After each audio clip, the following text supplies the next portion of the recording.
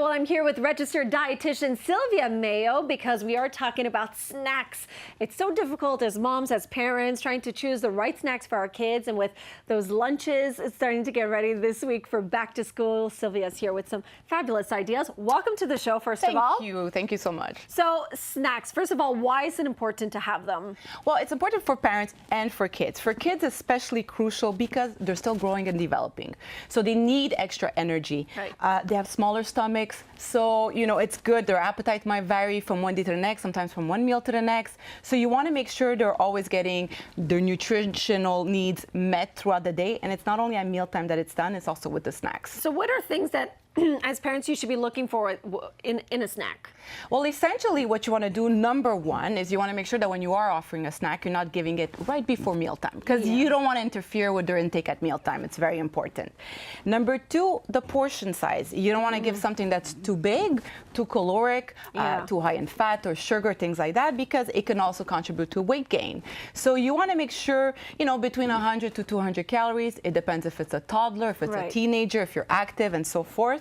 And then as parents, we're responsible for the choice we're bringing. It's not like they can go shopping for their own food, right? You're right, yeah. So you want to make sure to give high quality foods. A winning combination, you want a high quality carbohydrate. So whether it be fruits, vegetables, a whole grain cereal, bread, crackers, and combine it with a high quality protein. So dairy products, eggs, nuts, seeds, nut butters, and we have perfect examples here. Yeah, so this is, the homemade snacks version. First that you brought, obviously. Yeah. If this is always, I guess, the best way to go. Of course, because you can control what you're putting in there and you're choosing your own ingredients. What I like also, you'll see a lot of mason jars. Yeah. So it's important to be prepared and organized. So if you, pack these things ahead of time, you portion them, put them in the fridge, you can grab and go with them and never be at a loss for something nutritious and healthy.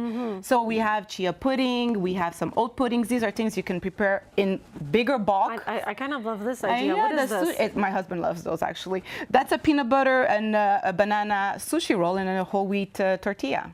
Never thought about making it like this. And it's so easy. It's finger foods for kids. It's fun. Yeah, love that idea. Kid-friendly doesn't mean it has to be a treat or a dessert, but sometimes just the way you prepare it, more colorful, easy to grab.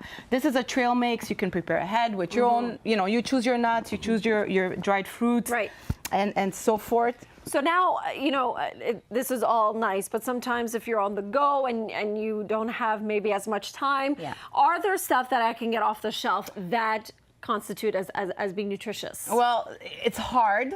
There are some. We have a cheat sheet also that I prepared for the homemade ideas, but also for the commercial packaged foods. Right. So essentially, be wary. Not because it says natural or organic. For instance, I even got fooled. It's an organic cookie. I said, oh, great choice. But when you look at the nutritional table, it's still more like a treat. 6 grams of sugar. Right. 6 grams of sugar is good, but there's not many fibers. So ideally, what you want to look for, number one, read the labels, go look at the ingredient list, make sure it's not too long, and you want to look at the nutritional table like we have here. And so in terms of sugar, like you said, 6 is good, so what's bad? So you don't want higher than 6. You want around 6 grams. If it's a fruity thing with dried fruits, it might go up to 10 grams. It's okay. Because it's fruit. Yes. Just like we see in these sort of things, the pouches, right? Exactly. And yet, I still went for something that's lower in sugar. Okay. They're rare, but there's still some out there. So not more than 6 to 10 grams of sugar, not more than 3 grams of fat per portion, because you don't want it to be all fat either, what you're eating and offering them. And fiber, you want to look for at least 3 to 4 grams of fiber per serving. Okay. So these are little treats that are out there available. These are more salty treats. These are more sugary treats. And like I said, we have a cheat sheet also for the viewers. Yes, we saw it. Perfect. Yeah. Well, thank you so much, Sylvia, with these great options. Obviously, Fruit Loops and what is it? The fruit roll-up. Fruit roll. Didn't make it on the table. Didn't make it. No, not the Ritz crackers either. Thank you so much, Sylvia. So Pleasure welcome. to meet you.